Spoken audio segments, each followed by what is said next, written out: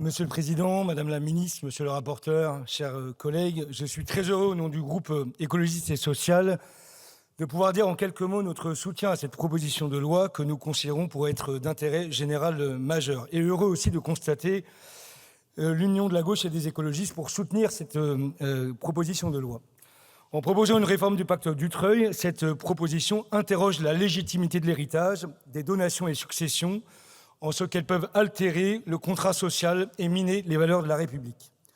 Aucune méritocratie ni aucune prétendue valeur travail ne résiste au constat d'une société où l'héritage constitue le principal facteur de différenciation des niveaux de vie de nos concitoyens. Alors que dans les années 70, 30% du patrimoine des ménages était le fait de l'héritage, cette proportion atteint dorénavant 70% du patrimoine consolidé.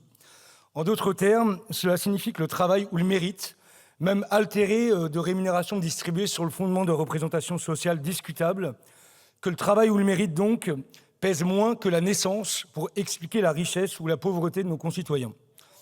Pire, cette tendance devrait s'accroître dans les prochaines années du fait de la démographie et des politiques fiscales et sociales plus favorables à la rémunération du capital qu'à celle du travail. Pour l'heure, la répartition de l'héritage, expliquant donc que 70% de notre richesse accumulée, est celle d'une immense inégalité qui ne manque d'ailleurs pas d'en générer d'autres, qu'il s'agisse d'inégalités de revenus ou d'opportunités sociales et ou culturelles. Mais revenons-en à la stricte répartition de l'héritage. Immense inégalité d'abord, parce qu'un sur deux de nos concitoyens ne percevra au cours de sa vie, et généralement plutôt à la fin qu'au début, qu'un maximum de 70 000 €. Parmi eux, une part substantielle, les 10% les plus pauvres, percevront même un héritage négatif, contraints de devoir payer, faute de parents ayant les retraites suffisantes pour vivre, plus encore pour la prise en charge de la perte d'autonomie. À l'autre bout du spectre, les 10% les plus aisés de nos concitoyens percevront un minimum de 500 000 €, généralement mieux répartis d'ailleurs au cours de leur existence. À l'extrémité du même spectre, les 1% les plus riches perçoivent un minimum de 4,2 millions d'euros, une personne sur 1000, un minimum de 13 millions d'euros.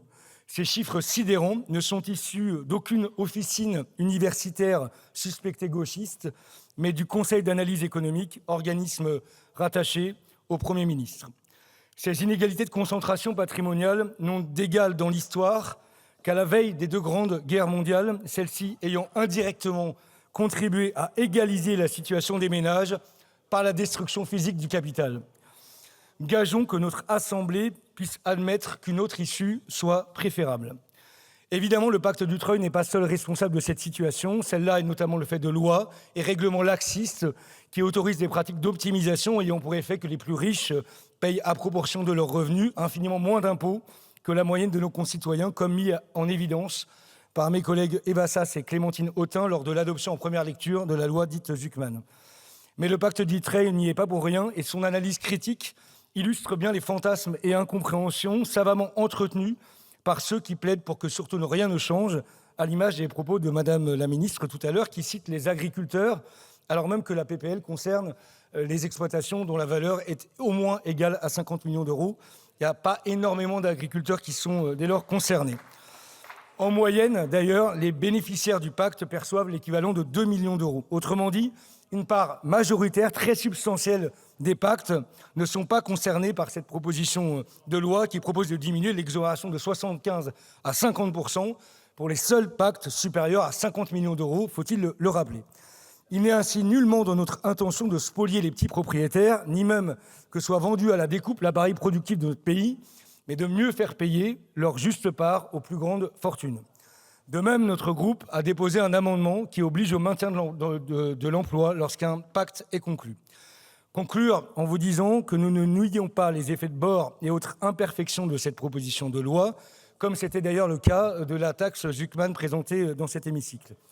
D'aucuns en appellent même à la Constitution pour dire leur opposition de ces réformes, plus promptes à faire appel aux juges pour protéger le patrimoine que lorsqu'il s'agit de protéger nos droits et libertés collectives.